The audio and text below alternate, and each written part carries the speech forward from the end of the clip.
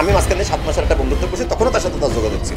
আমার প্রাক্তন একটা অমানুষের বাচ্চা, মানুষের জাতের মধ্যে পড়ে না।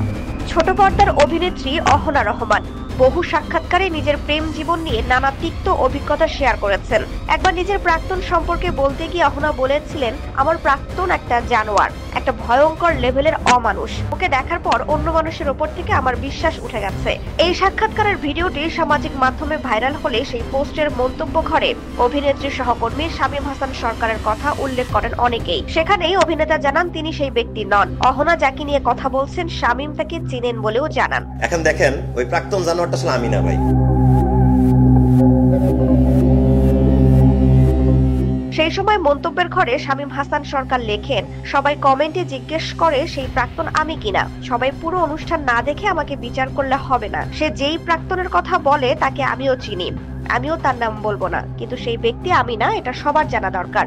এরপর দর্শকের উদ্দেশ্যে এই অভিনেতা বলেছিলেন, সেই জানোয়ার প্রাক্তন যে কে সেটা খুঁজে পাওয়ার দায়িত্ব আপনাদের সবার। কিন্তু অহনার সেই প্রাক্তন কে তা এবার সরাসরি জানালেন শামীম। মঙ্গলবার সন্ধ্যায় কিছু গুরুতর অভিযোগের জবাবে এক সংবাদ সম্মেলনের আয়োজন করেন শামীম। সেখানেই কথা প্রসঙ্গে অহনার সেই মন্তব্য নিয়ে অভিনেতা বলেন, সকলে অহনার ইন্টারভিউর ক্লিপ কেটে দিয়ে প্রাক্তন একটা জানোয়ার এসব ট্যাগ আমাকে বিয়ের পরও ইনবক্সে পেতে হয়েছে, আর এটা আমার জন্য খুব কষ্টদায়ক। এখন ওই প্রাক্তন জানোয়ারটার সাথে আমি নেই, আর এটা আমার জন্য খুব কষ্টদায়ক। তার সাথে তার 6 বছরের রিলেশন ছিল। অহনা তো নামটা বলতে পারে না, ওটা মেহেদী হাসান হৃদয়, বরবাদ সিনেমার ডিরেক্টর।